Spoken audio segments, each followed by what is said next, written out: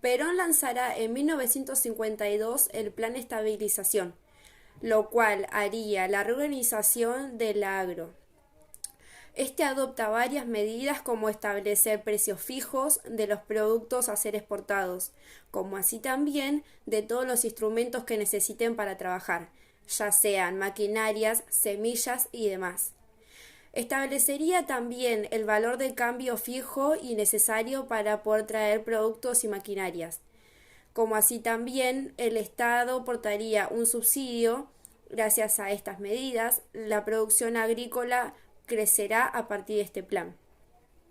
La creación del IAPI, Instituto Argentino para la Promoción del Intercambio, es pos de transferir recursos del campo a la industria, es decir, el Estado fijaba un precio de compra donde los productores agropecuarios le vendían sus producciones a este precio, donde ellos lo vendían la mayor parte de la producción al comercio exterior a un precio más alto, quedándose con excedentes. La parte restante se vende en el mercado interno a un precio mucho más bajo. De este mismo modo, también estaba la Comisión Nacional de Precios y Salarios, la cual buscaba controlar los precios de los productos como así también los salarios, los cuales fueron congelados para que bajara el consumo, ya que si las personas ganan lo mismo mientras que aumentan los precios de los productos, consumirían menos. Por otra parte, el Estado va a dejar de generar empleo para así poder cuidar el dinero y controlar la inflación que se venía produciendo. Y por último, los incentivos que da el Estado para el aumento de la exportación. Una de esas medidas de incentivo va a ser lanzar el segundo plan quinquenal, el cual aparece en 1953, para cambiar la estructura del país, es decir, separar al Estado de la dependencia de la agronomía. En otras palabras, intentaba crear una industria pesada, la cual era creadora de insumos industriales como por ejemplo máquina, aceites y hasta energía. Dentro de esta se encuentra la petroquímica, relacionada al petróleo, quien es el Estado el encargado de profundizar el abastecimiento tanto del gas como del petróleo. Para la creación del gas y petróleo se va a utilizar los dólares de las rentas de exportación.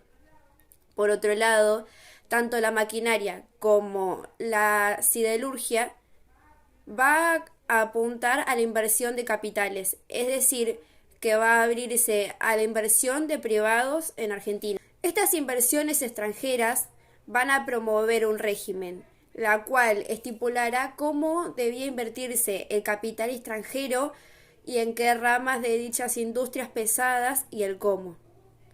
Hubo tres ramas más básicas e importantes. Una de ellas fueron los fondos monetarios, los cuales Argentina habilitaba a capitales extranjeros transferir divisas a nuestro país.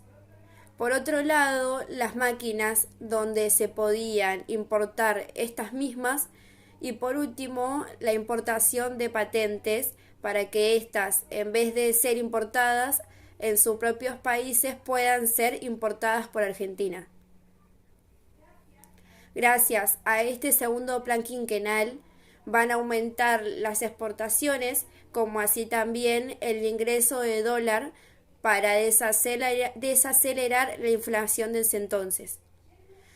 Yendo hacia 1954, la economía empieza a encontrar una estabilidad, es decir, aumentarían los empleos y el agro comienza a funcionar. Ahora bien, luego de la muerte de Eva Perón, a un mes de la asunción de Perón, va a aumentar el poder peronista en la política argentina. Durante esta presidencia, el peronismo va a tomar una faceta mucho más avasallante, porque se la va a entender desde el Estado como una doctrina nacional. Es decir, que el peronismo era sinónimo de ser argentino. Desde el Congreso se va a fomentar la ruptura de las instituciones democráticas, donde privan la libertad de expresión porque desde el Estado se va a difundir y obligar que la identidad nacional sea igual al peronismo.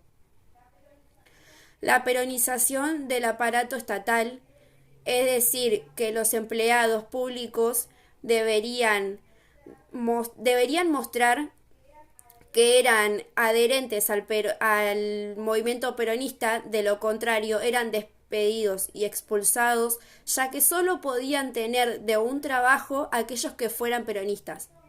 Entonces, este control de ideas que fueron promovidas desde el Estado, donde se perseguía a todo opositor del peronismo, va a sancionar cada vez más esa antinomía que se había promovido en el primer mandato, donde esta tensión social va a hacer más hincapié en la violencia. Dicho esto, el 15 de abril de 1953 se va a dar un bombardeo en la Plaza de Mayo, justo cuando Perón estaba dando un discurso.